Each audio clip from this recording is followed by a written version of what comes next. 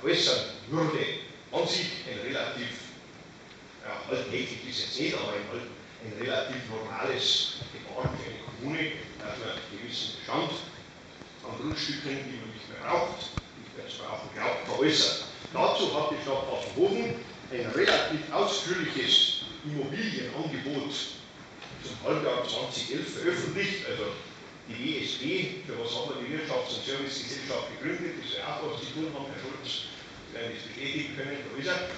Man hat also ein sehr ausführliches Immobilienangebot erstellt, man hat Bezug genommen, wo liegt das Ding überhaupt, was ist die Stadt Pfaffenhofen, was ist die historische Lage, wo ist das Ganze situiert, nämlich zwischen dem Müllerbräuhaus und dem denkmalgeschützten Rathaus. Man hat Bezug genommen auf den Bebauungsplan, den man hier also aufgestellt hat und der mittlerweile schon länger rechtskräftig ist. Was gibt er also her? Er gibt ein höheres Baurecht her, als man es momentan an der Stelle, wie das alte Bauamt es aufweisen erwarten könnte. Man hat sich bemüht, mit diesem Frauenstraßen-Quartierbebauungsplan etwas wieder aufzunehmen. Und das ist jetzt, wie soll ich sagen, in den einleitenden Worten etwas, was eine Kommune normalerweise gar nicht so macht. Nämlich eine Bauleitplanung, die nicht dringend anlassangemessen ist. Also wir brauchen so und so viele Sozialwohnungen und dazu brauchen wir einen sozialen Wohnungsbau und ein großes Mietshaus oder sowas an der Stelle, so geht es normalerweise. An der Stelle hat sich die Stadt Pfaffenhofen sehr sinnvoll überlegt, für das ganze Quartier, also die Frauenstraße bis zur Straße, gegebenenfalls Entwicklungsmöglichkeiten zu schaffen, die auf längere Zeit hin angelegt sind. Also man sagt, da hat man viele relativ kleinteilige Grundstücke, wenn Sie an das ehemalige Bierfilzel, also eines der schönsten Lokale der Stadt Pfaffenhofen, seitdem es zu ist, denken, sind die Grundstücke teilweise relativ klein.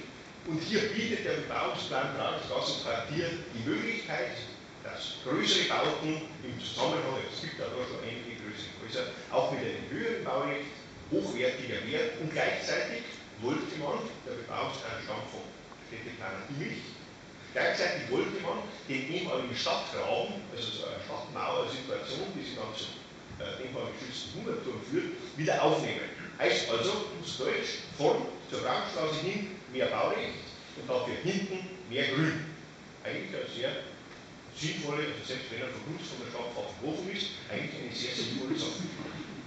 Diesen Bebauungsplan haben wir also. Auf Grundlage dieses Bebauungsplanes hat man das Grundstück Frauenstraße 1216, das sogenannte ehemalige Bau, ausgeschrieben.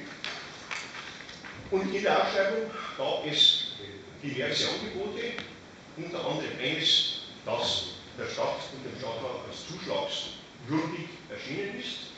Und dann ging es Anführungszeichen nur noch, ja, neben mir suchen nämlich ein Wort, nur noch darum, wie der Entwurf, der die Grundlage auch der zu gewinnenden Ausschreibung ist, dem Gremium, das dann letztendlich über die Vergabe entscheidet. Sehr geehrte Damen und Herren, bevor ich vielleicht danke für die Resonanz auch mit dieser Informationsveranstaltung, dass man auch das eine oder andere Kundtun kann dessen, was denn als Grundlage dient, für das, was irgendwann mal gleich entstehen soll. Wir wollen Ihnen das Ganze in einem kurzen Rahmen darstellen, um zu wissen, wie kommt man von dem, was man eigentlich wollte, oder mit dem, was der Grundstücksverkäufer wollte und was er für Vorgaben gegeben hat, wie kommt man dazu, was er dann am Schluss als Planung abliefert. Der Weg dahin ist, denke ich, nicht immer ganz einfach nachzuvollziehen. Insofern wollten wir es einen ganz kurz noch darstellen, das wird dann die Frau Lamshoff machen.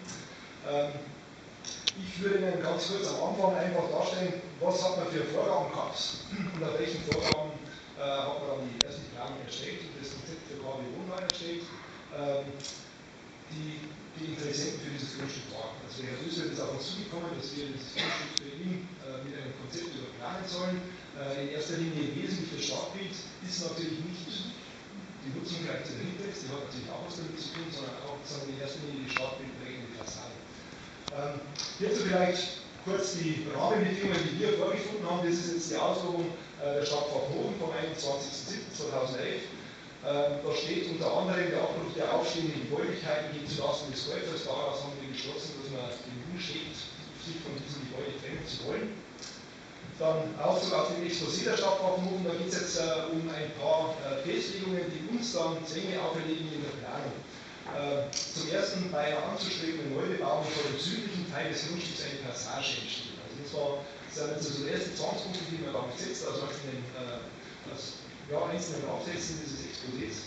Und ein Vor- oder Zurücktreten von untergeordneten Bauteilen wie Windringe, Erker, Wintergärten sowie Balkone von der Baulinie entlang der Frauenstraße ist nicht zulässig.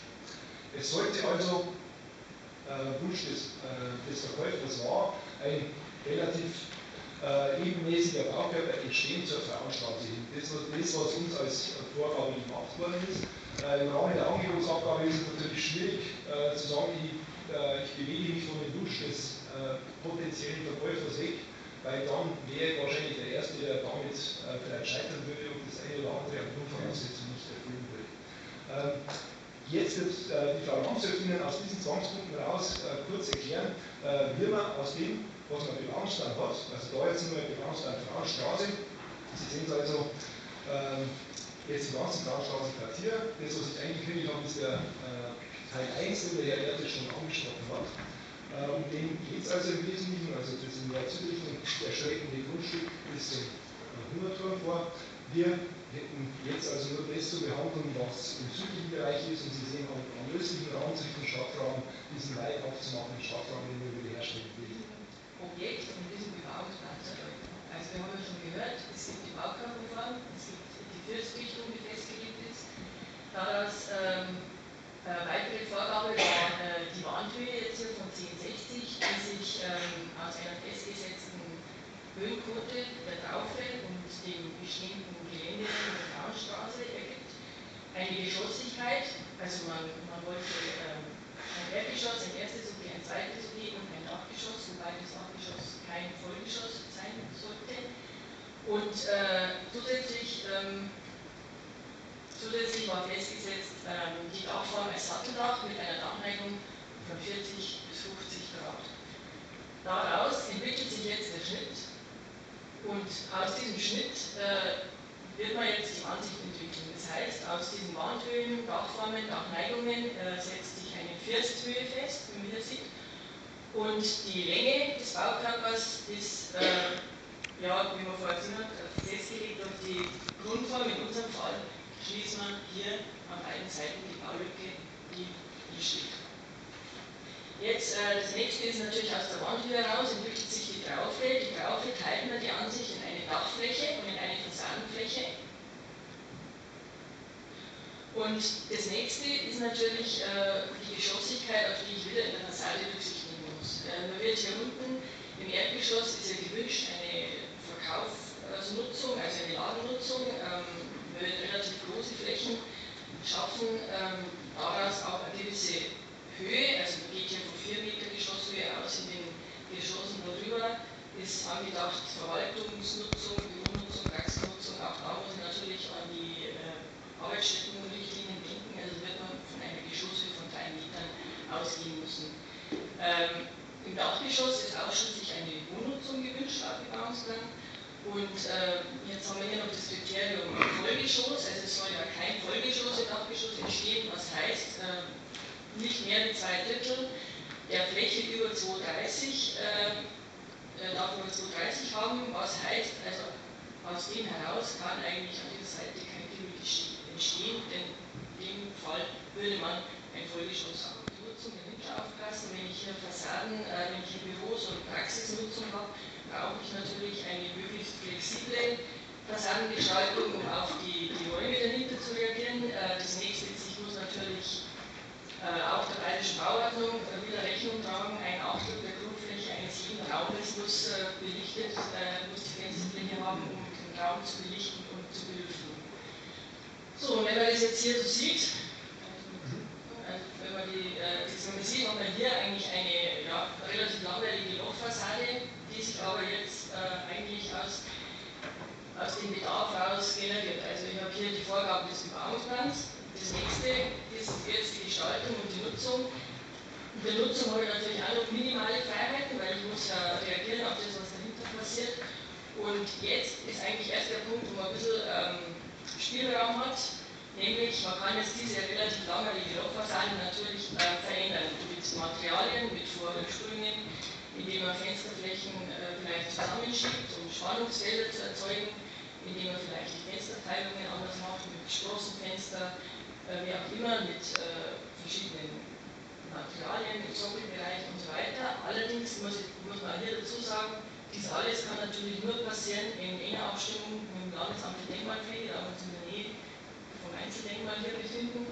Also auch hier ist nur ein minimaler Spielraum eigentlich möglich. Und das nächste wäre jetzt einfach mal ein Vorschlag, wie man so eine Fassade aus dem Bedarf heraus, den man ja hat, und aus den Rahmenbedingungen, die man hat vom Bebauungsplan, dann doch noch ein bisschen interessanter gestalten kann. Also man könnte jetzt hier zum Beispiel im Sockelbereich, im Erdgeschossbereich, dem ganzen Erdgeschoss ein bisschen mehr Gewicht geben, indem man eine horizontale Änderung macht, zum Beispiel mit einem Natursteinsockel oder mit einer anderen Putzstruktur, die horizontale Phasen hat. Man kann dann hier in dem Bereich Fensterflächen zusammenschieben, um dazwischen wieder größere Mauerwerksflächen zu erhalten, also einfach ein bisschen Spannung aufzubauen. Man könnte hier nochmal Fensterbänder schaffen, die zurückspringen. Man kann das Material, das jetzt im Erdgeschoss vorkommt, zum Beispiel hier in diesem Rücksprung wieder aufnehmen, zum Beispiel Naturstein, und um einfach auch diese Geschossigkeit etwas besser herauszuarbeiten. Und was natürlich immer wichtig ist, man sollte an der Fassade natürlich auch die Nutzung dahinter ablesen. Also man sieht hier unten, ich habe Verkaufsnutzung, ich habe Läden und darüber eine Büro-Praxisnutzung und hier im Dachgeschoss wäre dann eine Wohnnutzung. Geht mir genauso, hier sieht man noch ein bisschen näher. Und ist uns natürlich auch der Gedanke gekommen, wie kann man den Bestand vielleicht irgendwie aufnehmen. Das wäre jetzt mal eine Skizze, so wie das Bestand jetzt ist. Und wenn man jetzt aber den Bebauungsplan dahinter legt, also die Geschossentwicklung, die der Bebauungsplan eigentlich vorgibt, sieht man eigentlich schon ganz gut, dass das bestehende Gebäude ist ein Hochparterre, also das heißt, ich gehe erstmal ein paar Stufen rauf, habe natürlich durch das ein Riesenproblem mit der Barrierefreiheit, die ja heute wirklich eigentlich ziemlich vorgeschrieben ist bei jedem Neubau. Man sieht hier schon natürlich dann auch das Problem, das erste Objekt wäre in diesem Fall überhaupt nicht belichtet. Und die große Frage ist natürlich, was mache ich hier mit diesem restlichen Gebäudeteil, der ich denke ja nicht so wichtig ist wie dieser Giebel, der in erster Linie das Stadtbild prägt. Und wenn man hier den restlichen Bereich neu bauen würde, dann würde man wirklich das große Problem haben, was mache ich hier, nehme ich diese Fassadengliederung auf, dann schaffe ich eigentlich über diesen ganzen Bereich ein Hochparterre bzw. ein Gebäude, das nicht barrierefrei ist. Oder ich nehme hier die neue Gliederung auf und kriege natürlich dann ein Riesenproblem mit der Fassadengestaltung, weil einfach komplett rausrutscht. Also ungefähr 13 Meter wieder aufgenommen. Man hat die Wandhöhe, die das Gebäude jetzt hat. Also man sieht schon, das Gebäude hat jetzt eine höhere Wandhöhe, wie der Bebauungsplan es eigentlich vorsieht.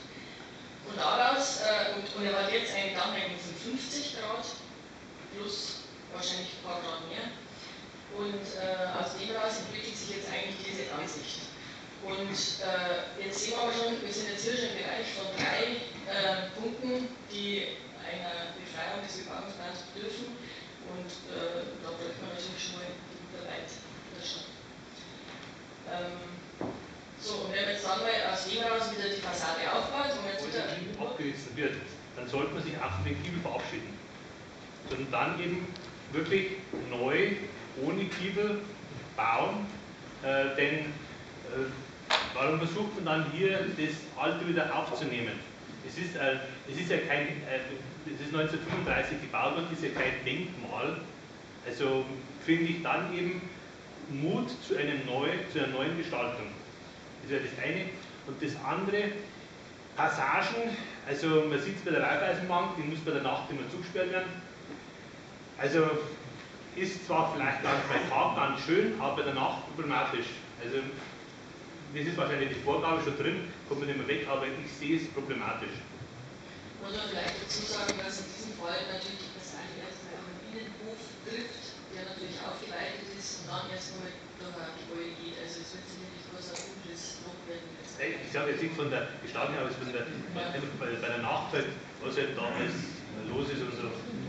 Die entsprechenden Bedenken waren durchaus ein Ausschuss, der sich das überlegt hat, durchaus auch qualifiziert und mehrfach vorhanden. Ein wesentlicher Punkt, die Frau Amtschef hat gesagt, war, weil im Frauenstraßenquartier 1 und 2 auch diese Innenhoflösungen, also man hat sich da tatsächlich bemüht, dass was nicht bloß nach außen einigermaßen sinnvoll, sondern auch nach innen.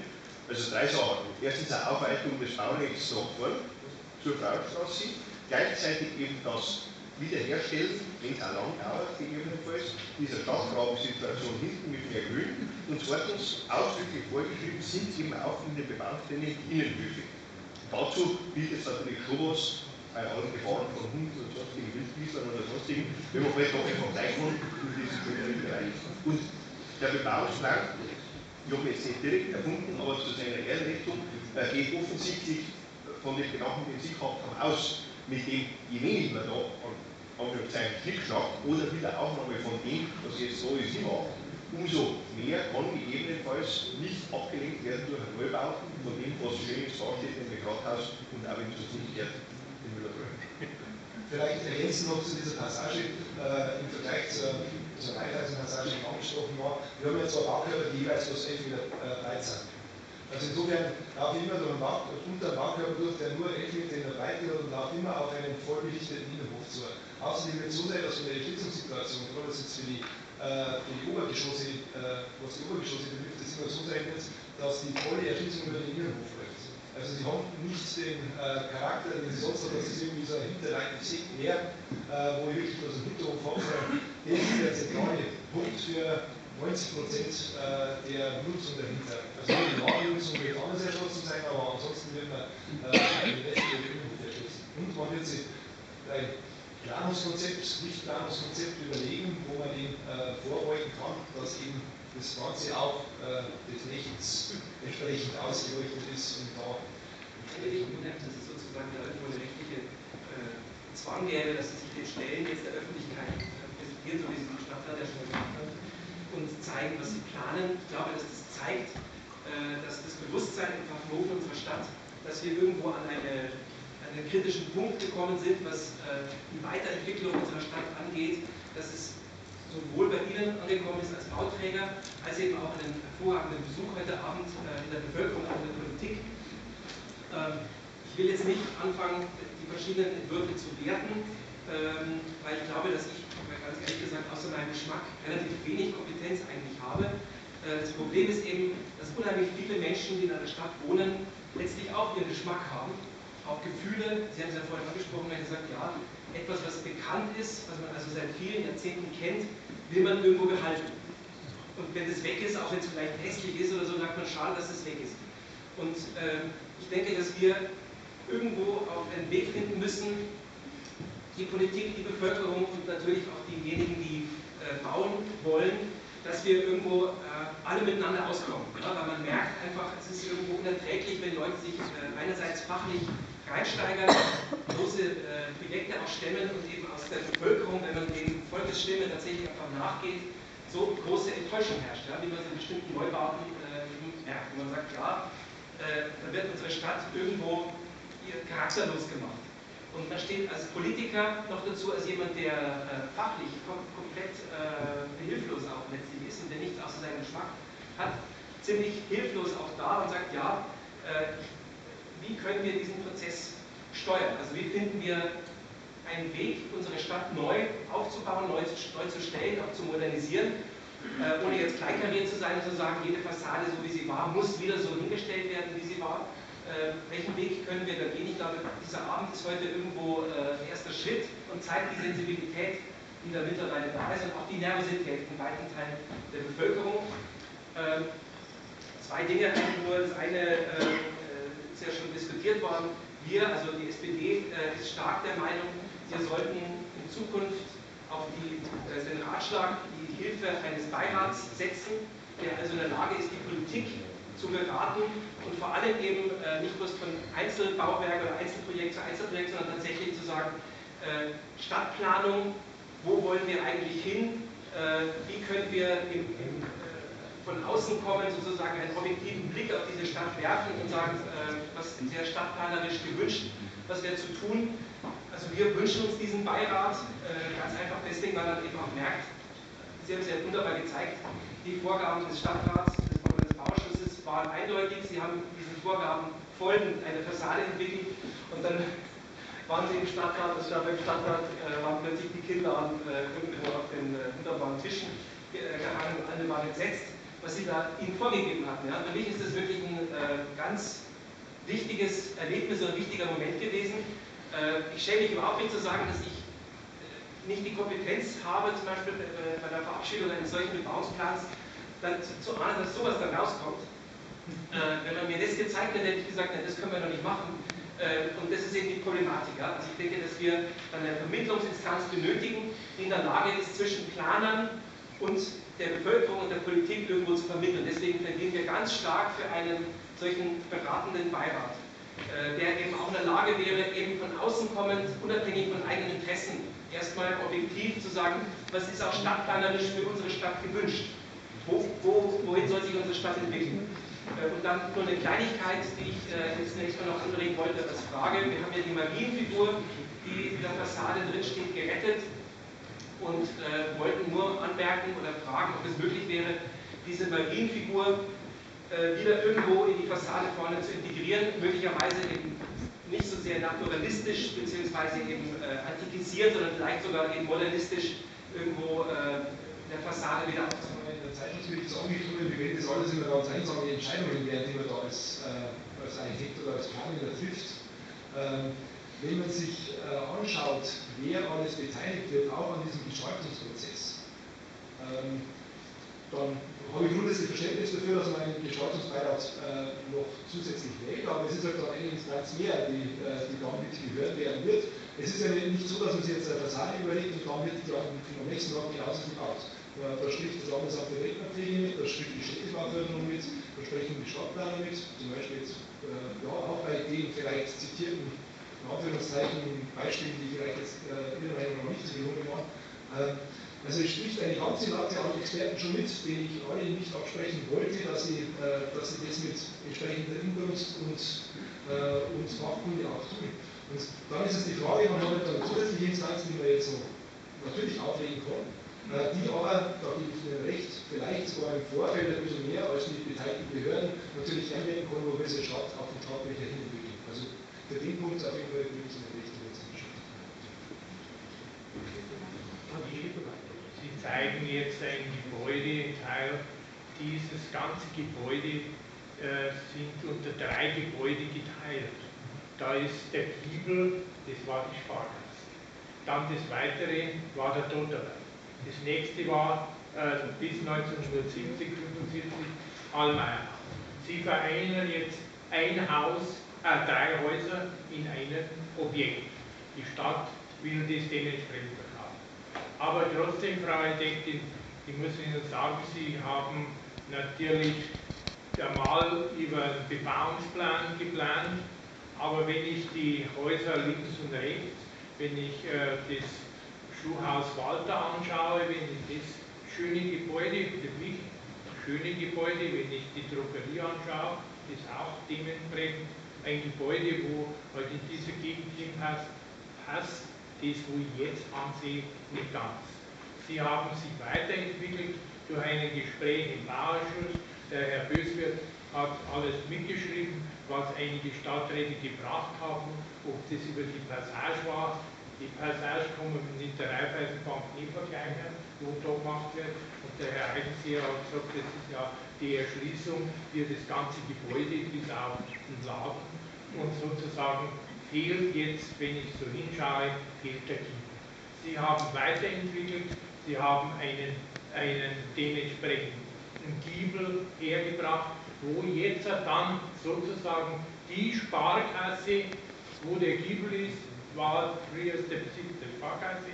Ich glaube, zu diesem Stadtbild gehört dieser Giebel. Zu diesem Stadtbild gehört für mich auch der Erker dazu oder der Balkon dazu. Wenn Sie natürlich das im Glas ein bisschen rausbringen, fehlt mir nicht so. So, aber mir kann ja Kompromisse dementsprechend gar nicht aufnehmen. Ich bin froh, Frau Architektin, dass Sie das so entwickelt haben, dass der Giebel so kommt, und Sie werden wahrscheinlich, wie Sie immer betonen, Ausnahmegenehmigungen und so weiter, das ist alles schon im Laufen.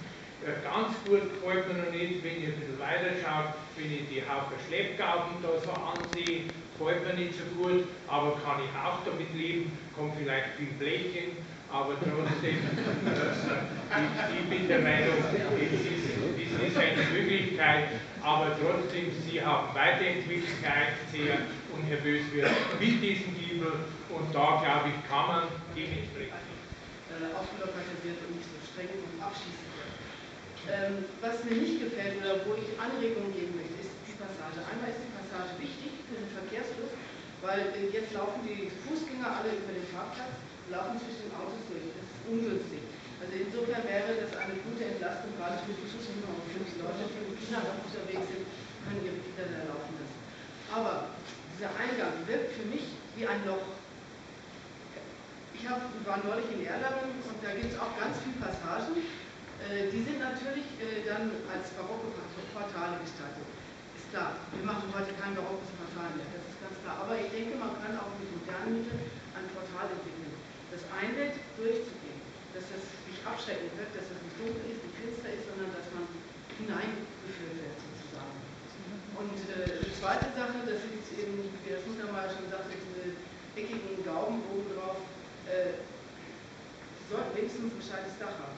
Also, das einfach von daher, was optisch, dass sich es einfach in das Dach einfügt, nicht einfach nur draufgestellt ist.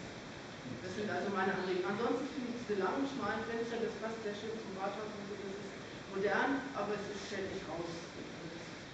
Man eben, um hier nicht dieses Loch zu erhalten, sondern das ein bisschen aufzuweiten. Ich denke, man kann natürlich auch mit Licht sehr viel machen, dass es hier kein dunkles Loch wird, dass man eine gewisse Führung schafft.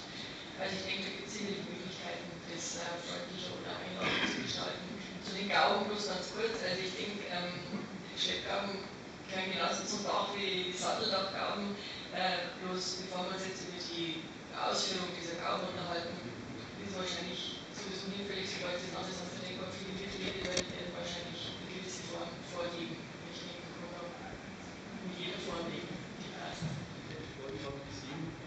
Zwei sehr sensible Stellen, das Siegeleck und den Beutelschlager zwischen Richterhaus und hier.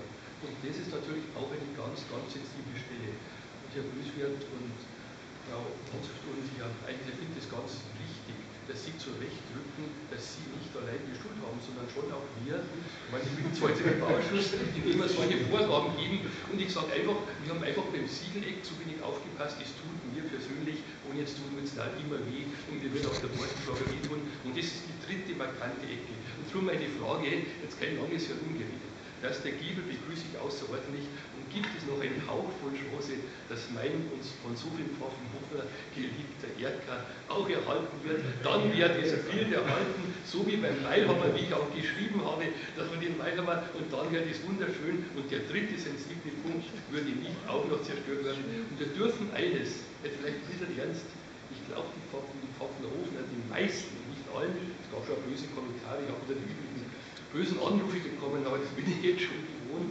aber die meisten Pfaffenhofener hängen mehr an solchen alten, vertrauten Blicken, wie wir ahnen. Und es tut nicht nur mir weh, es tut vielen weh. Und darum wäre es wunderschön, wenn man nicht nur jetzt den Giebel, sondern auch noch irgendwie den Berg behalten könnte, dann wären ganz viele, glaube ich, ganz froh und glücklich. Und das ist mal die Frage, ob das mit Ausnahmegenehmigungen, was auch immer, die Vorgaben des Bauausschusses, die ich nur als Ersatzmann angehöre, gegeben hat, ob das vielleicht noch einfach noch nicht möglich wäre. Ich würde mich sehr freuen, ganz, ganz viele